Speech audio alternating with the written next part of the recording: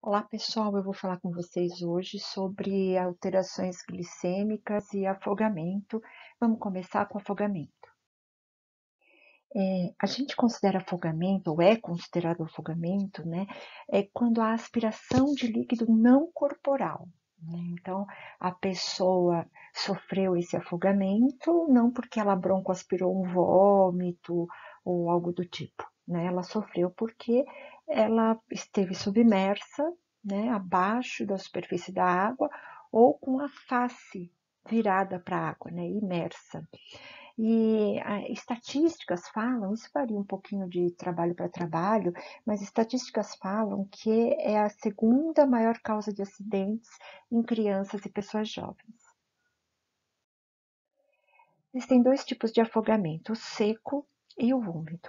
O seco, mais difícil de acontecer, né, corresponde a mais ou menos 10% dos casos, é quando não houve aspiração de água, mas não é porque a pessoa não submergiu, é porque houve laringoespasmo reflexo. Então, o espasmo mesmo da laringe, reflexo, como um mecanismo de defesa, quase que involuntário isso, e impediu que houvesse a aspiração de água.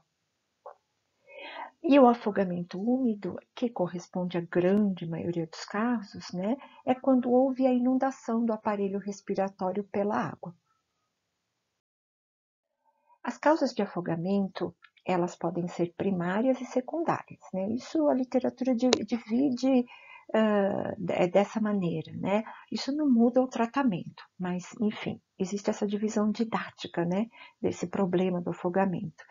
O afogamento primário é quando não houve um motivo externo que interferisse para aquele afogamento acontecesse. Então, por exemplo, é o caso daquela pessoa que não sabe nadar e caiu acidentalmente na parte funda da piscina e não tinha ninguém para resgatar, enfim, ou exagerou um pouquinho, se empolgou, foi lá no fundão do mar, né? E aí, de repente, perdeu o controle, já estava muito no fundo. Então, são causas de um afogamento primário. Já o secundário, é aquele afogamento que existe uma causa que impediu a vítima de voltar para a superfície. Então, vamos supor, a pessoa até sabe nadar, aí ela foi saltar, estava na praia ou num lugar bonito, foi saltar de cima de uma pedra e bateu a cabeça em outra pedra, fez um trauma crânioencefálico. Não é que ela não sabe nadar, mas aquele TCE fez ela perder a consciência e ela não conseguiu, né? Porque se ela não tivesse batido a cabeça, ela sairia da água, né? Ou se não, outras causas como drogas, álcool, convulsão, né? Acidentes de mergulho, então um barco, uma navegação afundou e a pessoa ficou presa, não conseguiu sair, seriam as causas secundárias, né? Então, como eu disse, não há, isso não interfere em como, interfere assim, saber como aconteceu o acidente, mas não interfere no tratamento. Também não interfere no tratamento se a aspiração foi por água doce ou salgada. Ambas são igualmente graves, né? A inundação do aparelho respiratório pelos dois tipos de água é grave. Existe uma reação em cadeia, algumas literaturas descrevem como fisiopatologia do afogamento, né? Eu pus aqui como reação em cadeia do afogamento. Então, inicialmente, quando a pessoa vê que ela vai se afogar, né, que ela está realmente numa situação de perigo, começa a haver uma agitação na superfície, um desespero mesmo, né? Medo iminente de que dá morte, né? Então, a vítima às vezes começa a se debater na tentativa de se manter na superfície, e isso acaba já levando a um processo de fadiga, porque não uma atividade física dentro da água, você lutar dentro da água, enfim, né? É uma coisa que a água gera muita resistência, então já começa a levar a uma situação de fadiga. E essa fadiga aumenta na corrente sanguínea os níveis de CO2, né? Que é o gás carbônico.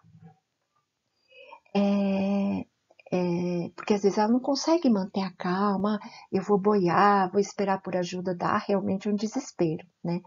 Na sequência do afogamento, então a reação em cadeia, viria a apneia reflexa. A apneia é a falta de respiração, né? Não respirar, né? Então, quando ela percebe que ela vai se afogar, que realmente o corpo, por fadiga, não aguenta mais, ele está afundando, ela prende, claro, né? Todo mundo vai prender a respiração para não entrar água no pulmão.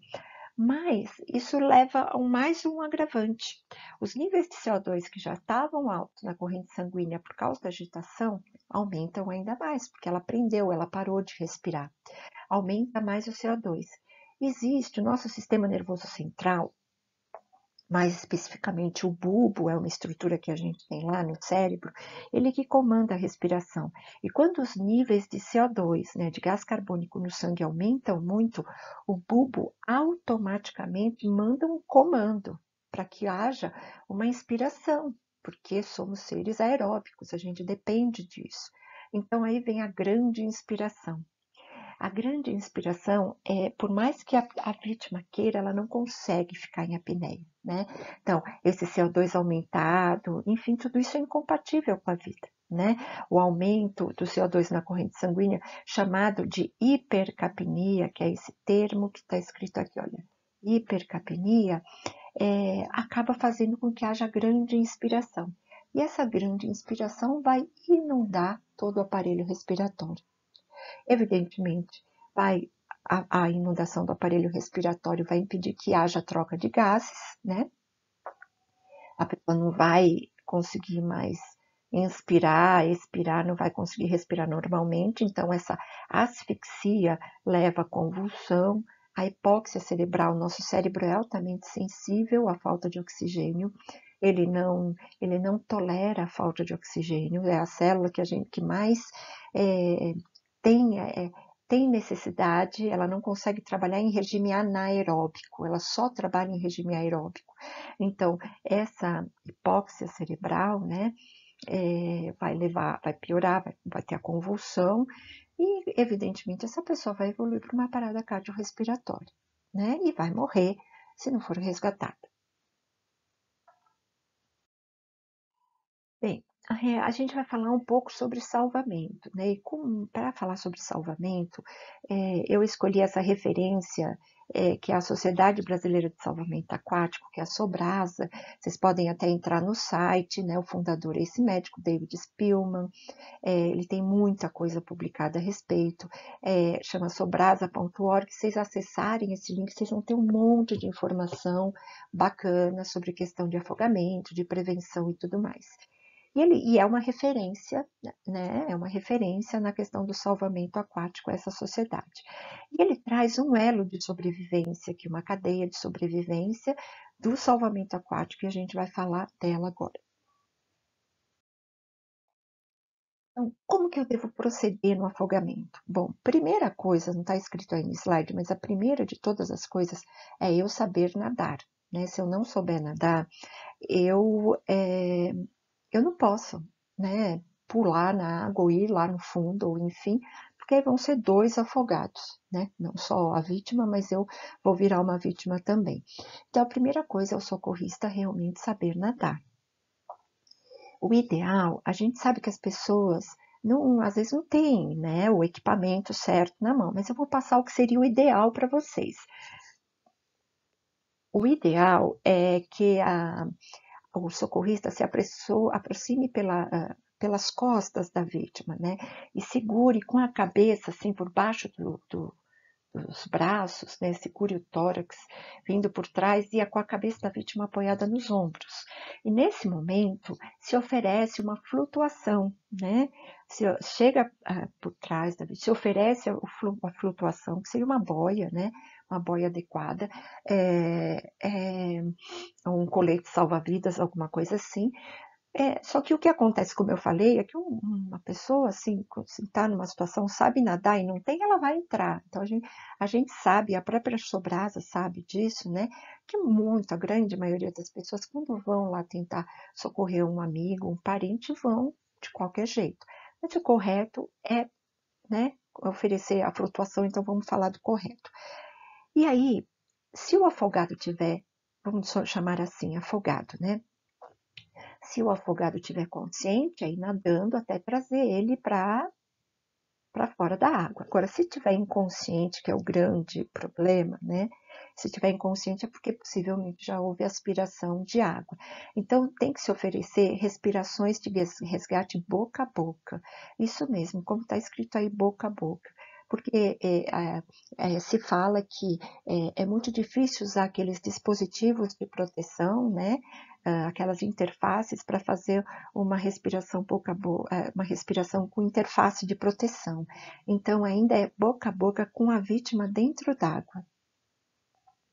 Aí, saindo da água, a vítima é colocada em decúbito dorsal, ou seja, deitada de costas, né, quando fora da água. E se tiver sem pulso, começar as manobras de ressuscitação cardiopulmonar. 30 para 2 se um socorrista, 15 para 1 se 2 socorristas, e chamar o resgate prioritariamente, né, os bombeiros ou o SAMU, enfim. Mas se se a pessoa estiver afogada, se afogando, e eu não souber nadar, eu não puder ajudar, é chamar imediatamente o resgate, né, os bombeiros.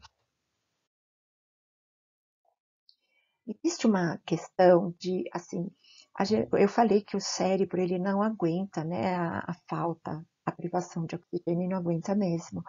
Mas, assim, as possibilidades de sobrevivência do afogamento, é claro que quanto mais a pessoa ficou afogada sem oxigênio, pior vai ser. Mais aumenta a chance dela não conseguir voltar a sobreviver, né? Mas vai depender, basicamente, a possibilidade de sobrevivência vai depender basicamente da rapidez do atendimento. Uma coisa que protege, né, que a literatura fala, é que a baixa temperatura da água, porque a água é fria, né, principalmente do mar. Então, a baixa temperatura da água, ela pode ser um fator um fator protetor para a hipóxia cerebral, porque quando o nosso corpo entra em hipotermia, o nosso metabolismo diminui drasticamente, inclusive o metabolismo cerebral. Mas não é para a gente pensar nisso, né? Quer dizer, é para a gente saber disso, mas é para a gente entender e saber que tem que agir o mais rápido possível, né? Porque a possibilidade de morte é alta também. Agora vamos falar de alterações glicêmicas, que é o segundo tópico dessa aula. Bom, primeira coisa, alterações glicêmicas, a gente pensa em duas coisas, né? A hiperglicemia, vamos começar do início, né? Então, uma glicemia normal, melhor, né? Uma glicemia normal seria aquela que vai de 70 a 99. Então, alguns laboratórios colocam 100. Mas vamos ficar com esses valores. Glicemia é aquele com uma amostra de sangue, tá? De 70 a 99 miligramas por decilitro. A hipoglicemia, que é uma das alterações glicêmicas que a gente vai falar, é quando a glicemia está baixa, baixa, abaixo de 70 miligramas por decilitro. E a hiperglicemia é quando a glicemia está alta, acima de 180 miligramas por decilitro. Então, alta glicemia. Então, nós vamos aprender como agir nessas duas circunstâncias. Bom, primeira coisa, vamos falar um pouquinho dos sinais de hipoglicemia. Eu acho que ficou meio borrado aí as escritas, né, que estão abaixo da imagem, mas não é que a pessoa precise ter todos esses sintomas que estão aí, mas algumas coisas é meio certo que tem. Então, sentir tontura, sentir fome, começar a suar, ter sudorese, ficar pálida, algumas pessoas têm dor de cabeça, outras não. Então, a frequência cardíaca pode aumentar, porque a pessoa também vem aí a questão de um componente de ansiedade, né? Uma sensação, a hipoglicemia é uma sensação muito ruim, né? A pessoa sente que de repente vai perder a consciência, então dá uma ansiedade importante aí, enfim. São os principais sinais e sintomas, né, que uma pessoa com hipoglicemia pode ter. Então, só tem um jeito de eu confirmar que aquela pessoa está realmente hipoglicêmica, seria fazendo um teste, né?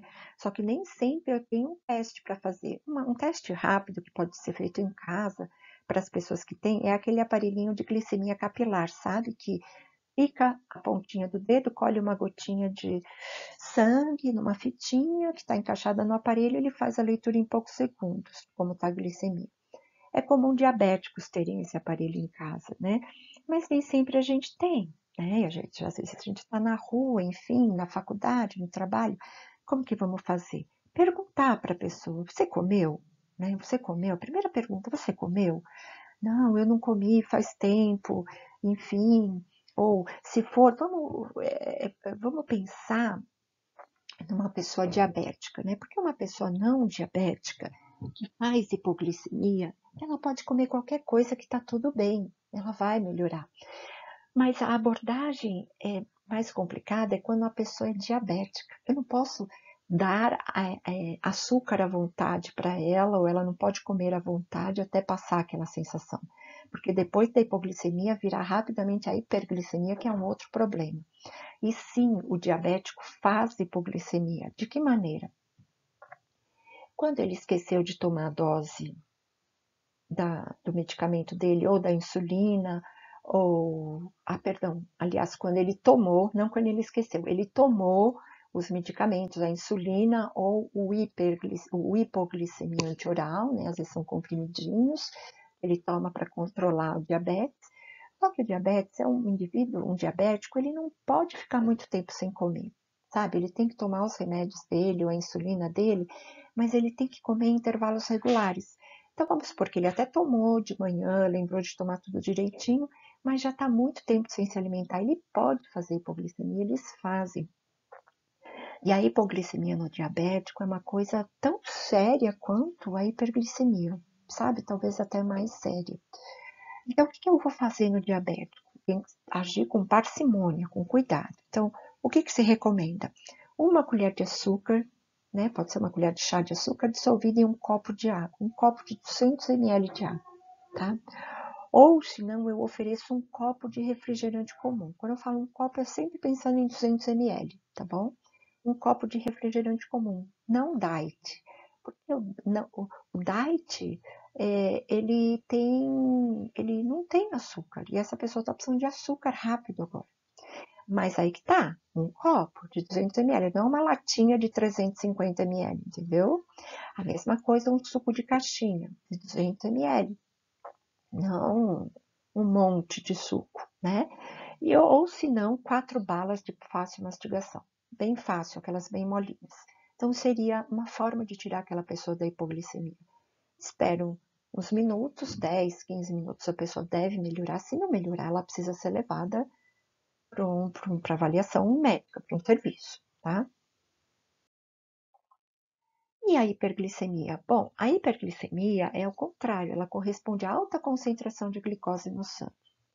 Pessoas não diabéticas não fazem hiperglicemia, porque tem um pâncreas, o pâncreas que é responsável, né, por produzir e liberar insulina, tem um pâncreas competente, que funciona bem. Então, não faz. Isso aí, hiperglicemia, quem faz são pessoas diabéticas, tá? Por que uma pessoa diabética faz hiperglicemia? E a hiperglicemia preocupante é aquela que eu citei lá no início dos slides, quando eu comecei a falar sobre esse tema. A hiperglicemia preocupante é aquela quando a glicose do sangue está maior do que 180. Aí sim, passa a ser preocupante. 140, 150, 130 não é alta? É alta, mas passa a ser preocupante quando ela atinge esse valor, tá? Quais podem ser as causas? Aqui sim, deficiência de insulina, então não tomou insulina, ou precisa, até tomou, mas precisa ajustar a dose, né? Talvez precise rever toda a dose, ou até o tipo de insulina que está tomando, ou comeu mais do que devia, ou tem uma vida muito sedentária, diabético não pode ter vida sedentária, não basta tomar a insulina ou hipoglicemia antioral, não basta a dieta, precisa fazer atividade física. Ou desenvolveu alguma infecção, pegou uma pneumonia, fez uma infecção urinária, infecções, né, enfermidades, doenças. Existe uma explicação para isso, né, que vocês vão aprender lá para frente, fiquem tranquilos em outras disciplinas, mas as infecções normalmente pioram a glicemia do paciente diabético, porque libera hormônios de estresse, isso faz aumentar os níveis de insulina, ou de glicose, da glicemia. Ou uma combinação de fatores, né? Pode ser também mais de um. Combinação de 2, 3 fatores. O que fazer, então? Bom, primeiro entender que sinais e sintomas a pessoa apresenta, né? Se é diabético, é legal fazer uma glicemia capilar, né? Se tiver um aparelhinho por perto, se ele tiver o aparelhinho, enfim. Fazer a glicemia seria o ideal para saber quanto está exatamente. Mas normalmente os sinais e sintomas são os seguintes: tontura pode ou não ter, mas o que tem com certeza? Sede intensa, a pessoa vai querer beber muita água, vai ter uma sede assim que quer toda hora beber água, uma micção frequente, que é toda hora urinar, e não é só porque está bebendo muita água. Claro que beber vai fazer urinar mais, mas ela é pela própria descompensação da diabetes. E uma outra coisa bem característica, essas pessoas que estão descompensadas com a glicemia muito alta, elas têm o hálito cetônico, que a gente fala, que é esse odor de acetona, porque por causa do metabolismo tal das gorduras, produz corpos cetônicos. Enfim, esse hálito cetônico que a gente chega perto e sente, sabe, é um odor de acetona mesmo, faz a gente logo já desconfiar, está com a diabetes descompensada, né? A respiração pode ficar um pouquinho mais acelerada e conforme isso vai agravando, se a glicemia subir, pode até perder a consciência. Porque entra em condições já muito graves. Uma delas é a cetoacidose diabética, por exemplo. Então, são condições gravíssimas, onde o paciente vai ter que ir para UTI direto, né? Mas, claro, a gente não quer que chegue nesse ponto, né? Porque, assim, glicemia maior que 180, eu falei, não é que é 180, pode ser 200, 250, 300, 400, 500 ou mais, entendeu? É glicemia alta mesmo, entendeu? Então, vamos lá. O que eu posso fazer em casa? Se a pessoa estiver relativamente bem, vamos lá. Só que eu tô vendo que ela tá com mais sede, tá indo toda hora no banheiro, aquele odor esquisito, hálito estranho. Bom, eu vejo se ela tomou a insulina, ajudo, pergunto, né? Se tomou a dose certinha. Caso ela não tenha tomado, a gente deve administrar, ajudá-la a tomar, né? E, de qualquer forma, essa pessoa, ela vai ter que ser encaminhada para uma avaliação, né? Num serviço especializado, uma avaliação médica. Agora, se a glicemia estiver muito alta e ela realmente não estiver bem, a respiração já está ficando muito alterada, mais acelerada, mais profunda, aí é bom já encaminhar direto para o serviço, tá? Para um hospital. Pessoal, era isso que eu tinha para falar para vocês. Espero que tenha sido proveitoso e até a próxima.